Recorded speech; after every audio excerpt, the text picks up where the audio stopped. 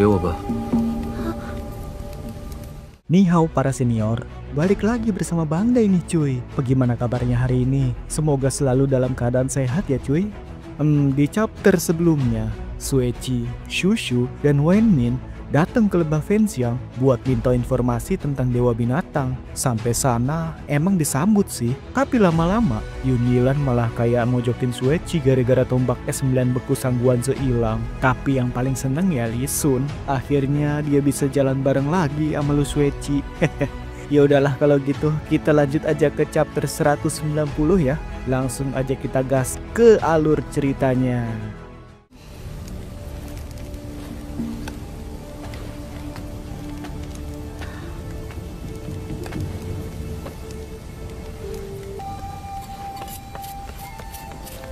这些是什么？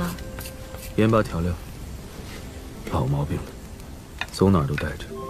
Begitu melintasi jajaran pegunungan hitam dan masuk ke wilayah pegunungan 10.000, Guili langsung merasa seperti terlempar ke dunia liar yang belum pernah dijamah siapapun. Sepanjang jalan yang mereka lewati, hanya ada hutan lebat sejauh mata memandang. Tanahnya dipenuhi tumbuhan yang tumbuh saling tumpang tindih, seperti sedang berebut tempat untuk hidup. Di balik semak-semak dan pepohonan, tersembunyi berbagai macam serangga berbisa dan binatang buas. Buat Guili dan Jinping racun-racun semacam itu sih nggak terlalu menjadi masalah besar. Kalau gangguannya datang terus-menerus, tetap aja bikin mereka capek dan kesal. Bahkan Xiao Hui yang biasanya santai, mulai kelihatan makin gelisah dan nggak nyaman. Hal lain yang bikin mereka nggak betah adalah cuaca aneh di wilayah ini. Nggak kayak di dataran tengah, yang cuacanya berubah pelan-pelan. Di sini, hujan bisa turun tiba-tiba tanpa peringatan. Langit yang tadinya cerah, dalam hitungan detik bisa berubah jadi gelap dan hujan deras mengguyur tanpa henti. Terus pas hujannya berhenti, ya berhenti aja gitu. Tahu-tahu langit cerah lagi, kayak nggak pernah ada hujan. Kadang hujannya cuma sebentar, tapi bisa juga awet sampai berhari-hari. Hari itu, mereka sedang berjalan menyusuri sebuah hutan gelap yang terus diselimuti gerimis yang nggak kunjung reda. Hutan ini dikenal sebagai hutan hitam. Namanya cukup terkenal dan jadi penanda penting kalau seseorang sedang menuju tempat yang disebut Gua Penakluk Iblis. Penyihir agung dari suku Jin sendiri yang memberitahu Guili soal ini. Mereka nggak pakai sihir buat terbang. Soalnya di atas hutan ini ada kabut hitam tebal yang aneh banget. Baunya amis dan bikin mual. Justru bagian bawah hutan masih terlihat lebih wajar, walaupun tetap aja menyeramkan. Guili dan Jinping sudah lama hidup di dunia aliran iblis dan paham betul mana bahaya yang kelihatan, mana yang tersembunyi. Setelah ngobrol sebentar, mereka sepakat buat tetap jalan kaki dan berhati-hati waktu melintasi hutan ini. Xiao Hui diam, meringkuk di bahu Guili. Bulu-bulunya basah kuyup, menempel di tubuhnya. Wajah Guili juga basah oleh tetesan hujan, tapi itu nggak ngaruh buat dia. Dia malah jalan santai dengan wajah datar dan ekspresi tenang. Di belakangnya, Jinping terus mengikuti. Dia nggak kelihatan lelah, tapi rambutnya berantakan dan raut wajahnya yang dingin cukup jelas menunjukkan kalau dia juga mulai merasa nggak nyaman. Guili meraih satu sulur panjang yang menjuntai di depannya, lalu mematahkannya. Jinping yang berjalan di belakangnya sempat melirik ke arah tangannya. Alisnya yang halus sedikit mengernyit. Tiba-tiba Guili berhenti sejenak, lalu menoleh ke kiri. Setelah melangkah beberapa meter, mereka sampai di sebuah area terbuka yang cukup jarang ditemukan di tempat seperti ini. Pandangan mereka terbuka lebar. Di bawah kaki mereka terbentang tebing curam. Tidak ada pohon atau rumput yang tumbuh di sekitarnya. Hanya batuan basah yang licin dihujani gerimis. Di kejauhan, samar-samar terlihat awan warna-warni mencolok. Sebuah pelangi melengkung di langit. Jinping menyusul dari belakang, lalu berdiri di sisi Guili. Saat melihat pemandangan itu, wajahnya yang tadinya murung perlahan tersenyum. Ia menarik nafas panjang, merasa lega. Angin dingin yang datang membawa butir-butir hujan mengibaskan rambut mereka. Jinping menunjuk ke arah pelangi itu, tersenyum dan berkata pelan, "Bagus banget ya." Guili menatap pelangi itu sebentar, lalu matanya turun ke arah awan warna-warni yang berputar di bawah tebing. Lalu ia berkata, "Kabut di bawah itu sepertinya kabut beracun, kita harus berhati-hati." Jinping langsung terdiam, lalu dengan ekspresi malas, ia melirik kesal ke arah Guili dan mengomel, "Aku bilang pelanginya yang cantik, bukan ngajak kamu turun ke sana. Lagian emang kamu pikir aku peduli kabutnya beracun atau enggak?" Guili cuma jawab singkat, "Oh, iya juga sih. Yuk jalan lagi." Jin Ping-er hanya bisa menghela nafas panjang. Gu Ili baru saja berbalik dan mulai berjalan pergi ketika tiba-tiba terdengar suara dari belakang. "Hei!" Jin Ping-er memanggilnya. Gu Ili berhenti lalu menoleh dengan alis terangkat. "Kenapa?"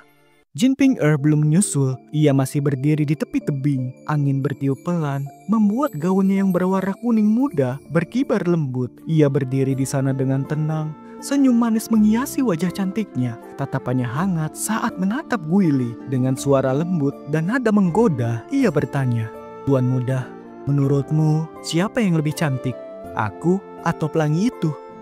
Gu Ili langsung terdiam. Hujan masih turun, membasahi rambutnya yang mulai berantakan. Wajah Jin Ping-er pun basah oleh air. Tapi justru itulah yang membuatnya tampak menawan. Beberapa tetes air jatuh dari dahinya, mengalir turun melewati pipi hingga bibirnya yang merah pucat. Gaun yang dikenakan Jin Ping-er pun sudah basah dan menempel di tubuhnya, memperlihatkan lekuk tubuh yang indah. Cahaya lembut dari langit menerpa wajah dan tubuhnya, membuatnya tampak seolah bersinar di tengah kabut dan hujan. Pemandangan itu benar-benar memukau, seperti mimpi yang nyata. Beberapa detik kemudian, Gu Ili akhirnya menjawab dengan suara datar, "Pelangi lebih cantik."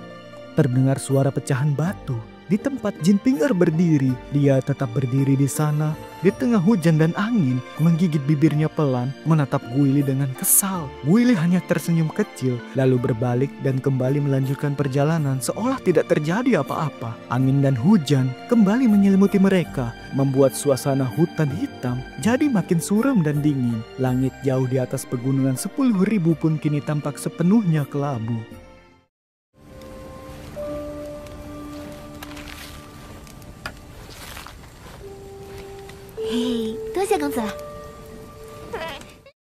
Saat Gu Ili dan Jin Ping-er masih menerobos lebatnya hutan hitam, di pintu masuk hutan itu muncul belasan orang. Di antara mereka ada 3 murid Qin Yun, yaitu Zheng Shushu, Lu Sueqi, dan Wen Min. Selebihnya adalah para murid elit dari lembah Fenxiang, dipimpin langsung oleh Li Sun. Sebagian besar dari mereka terlihat kelelahan. Menembus wilayah pegunungan 10.000 yang liar dan penuh bahaya memang bukan perjalanan mudah. Bahkan untuk para kultivator tingkat tinggi, hanya beberapa orang seperti Lu Sueqi, Zheng Shushu, dan Li Shun yang masih tampak tenang, seolah tidak tergoyahkan. Tapi begitu mereka menatap ke depan, ke arah hutan hitam yang gelap gulita, tidak satu pun dari mereka menunjukkan ekspresi senang. Kabut hitam pekat yang melayang di atas hutan terlihat jelas dari tempat mereka berdiri. Li Sun segera memberi peringatan. Mereka sama sekali tidak boleh menyentuh kabut itu, karena tidak mungkin terbang di atasnya. Lalu satu-satunya pilihan adalah berjalan menembus hutannya. Menurut informasi dari orang-orang lembah Fenxiang, sarang makhluk buas yang mereka cari berada di dalam gua penakluk iblis, tepat di balik hutan hitam ini.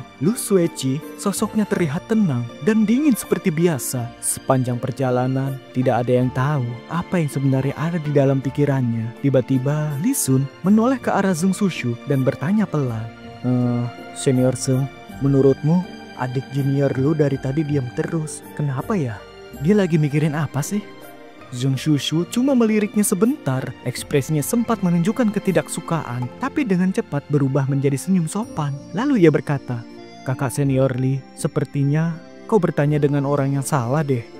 Li Sun hanya bisa tersenyum kecut lalu mengangguk pelan. Saat itu mereka sedang beristirahat sejenak. Lu Sueqi berdiri agak menjauh, menatap ke arah pegunungan di kejauhan. Di sampingnya Wen Min ikut berdiri sambil sesekali mengajaknya ngobrol pelan. Tapi perhatian dari belakang jelas terasa. Banyak mata yang secara sadar atau tidak terus mengarah ke sosok dingin dan menawan itu. Li Sun berdiri tak jauh dari Zheng Shushu. Setelah berpikir sejenak, ia berkata dengan nada serius, "Kakak senior Zheng, bagaimana kalau kita ajak adik lu berdiskusi soal langkah kita selanjutnya?"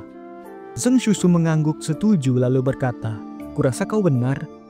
Ia pun mendekat ke arah Lu Sueqi dan membisikkan beberapa kata. Lu Sueqi hanya menoleh sebentar ke arah Li Sun. Tidak ada ekspresi yang berubah di wajahnya, tapi cukup membuat Li Sun merasa kikuk dan tersenyum canggung. Tak lama, Lu Sueqi, Wen Min, dan Zheng Shushu kembali ke tempat berkumpul. Li Sun berdahum kecil lalu berkata, "Para saudara, setelah kita melewati hutan hitam ini, kita akan semakin dekat dengan sarang makhluk itu. Kita harus, kakak senior Li, Suara Lu Sueci tiba-tiba memotong. Sejak mereka masuk ke wilayah 10.000 pegunungan besar, ini pertama kalinya Lu Sueci berbicara langsung padanya. Li Sun sempat terdiam, kaget, lalu langsung menjawab. Iya, kenapa? Lu Sueci memandangnya dan berkata, ada satu hal yang membuatku bingung sejak tadi, dan aku ingin bertanya langsung, mohon bimbingannya. Li Sun mengangguk sopan dan berkata, tentu adik junior lu, silahkan. Tatapan mata Lu Sueci tajam dan jernih. Ia menatap langsung ke arah Li Sun dan bertanya dengan suara datar namun tegas. Wilayah pegunungan 10.000, ini kan tempatnya berbahaya dan penuh hal-hal aneh. Kudengar bahkan kalian dari lembah Fenxiang juga jarang masuk ke sini. Tapi kali ini kakak senior Li kelihatan sangat mengenal tempat ini. Apa mungkin kau pernah datang ke sini sebelumnya? Ia berhenti sebentar lalu melanjutkan. Dan satu hal lagi, jejak dewa binatang itu selama ini selalu misterius. Bahkan lokasi sarangnya pun tidak ada yang tahu pasti. Tapi kenapa lembah Fenxiang bisa tahu semua ini dengan begitu rinci? Li Sun tetap tenang. Ia tersenyum tipis, seolah ia sudah menyiapkan jawaban dari jauh-jauh hari. Lalu ia berkata, adik junior lu, memang benar dulunya kami tidak terlalu memperhatikan wilayah ini. Tapi sejak bencana binatang iblis itu muncul, tentu kami tidak bisa diam saja. Kami mulai menyelidiki dan mengirim banyak murid ke sini.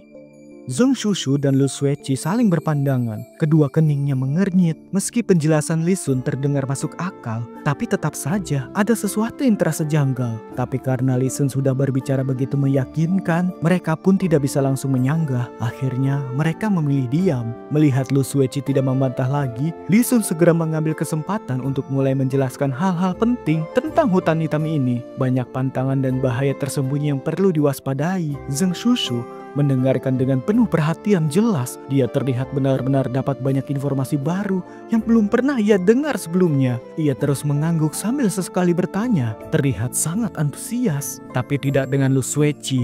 Meski ia mendengarkan, tapi perasaannya terasa jauh dari tempat itu. Entah kenapa, semua yang dikatakan Li Sun rasa hambar di telinganya. Ia akhirnya berdiri perlahan dan melangkah pergi, menatap ke kejauhan. Pegunungan membentang sejauh mata memandang, diselimuti kabut dan mendung yang pekat.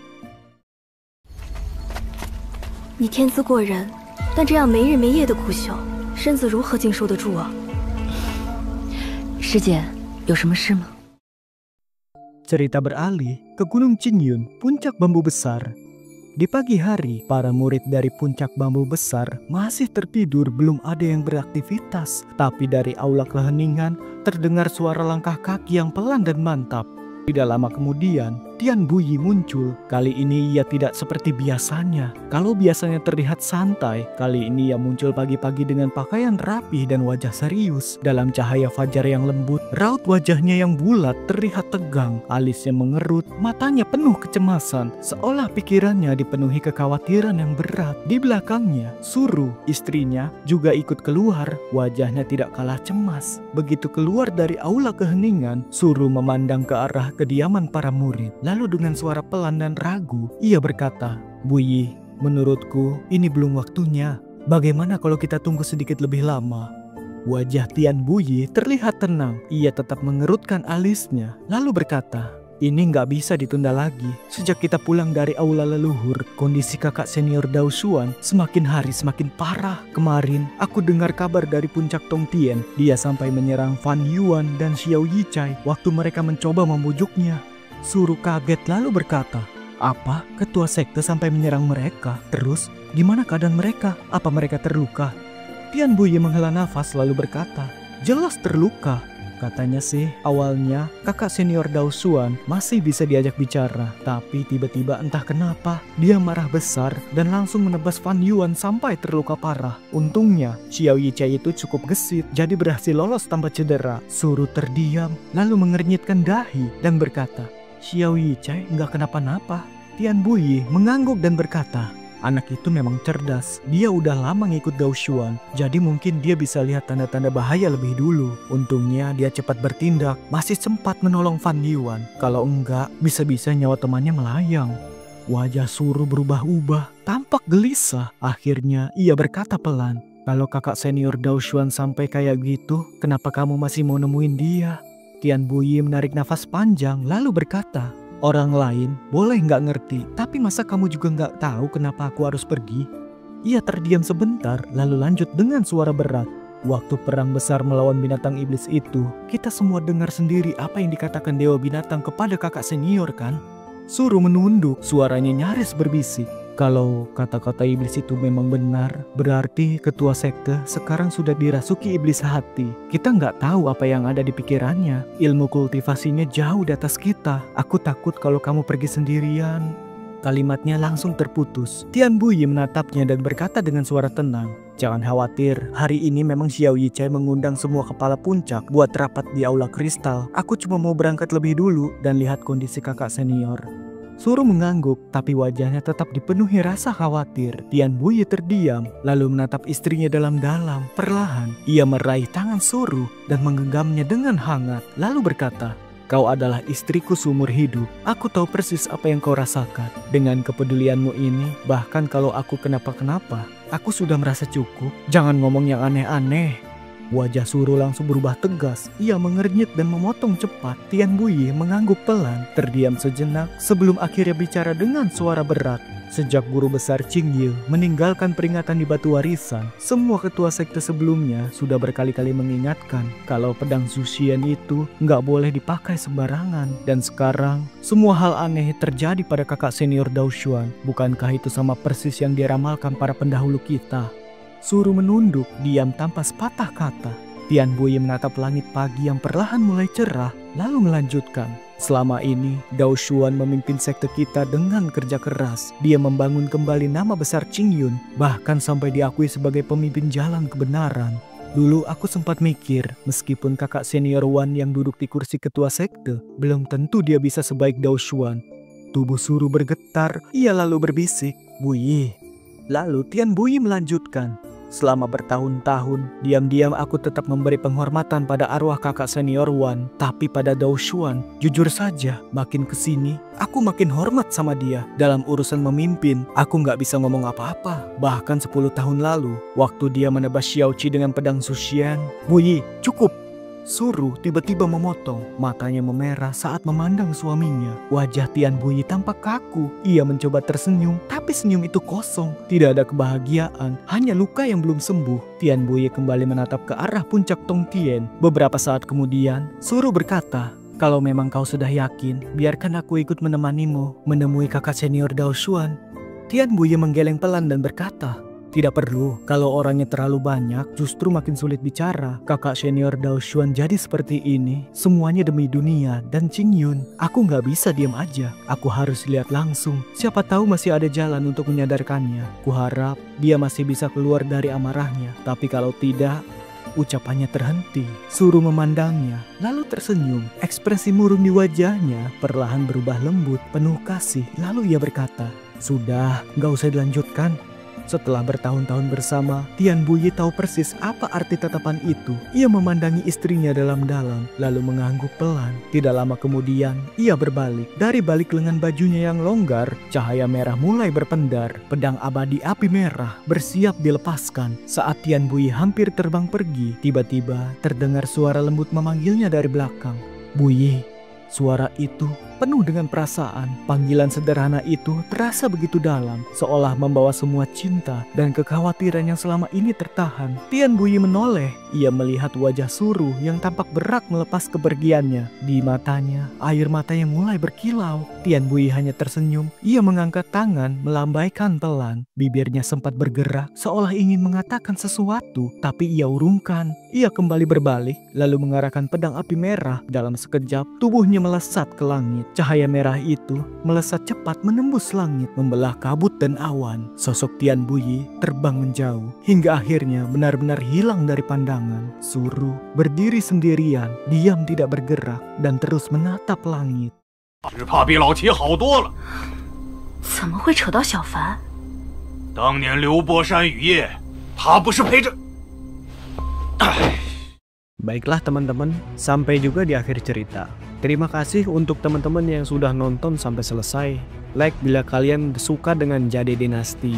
Jangan lupa subscribe ya, biar nggak ketinggalan alur ceritanya. Dadah!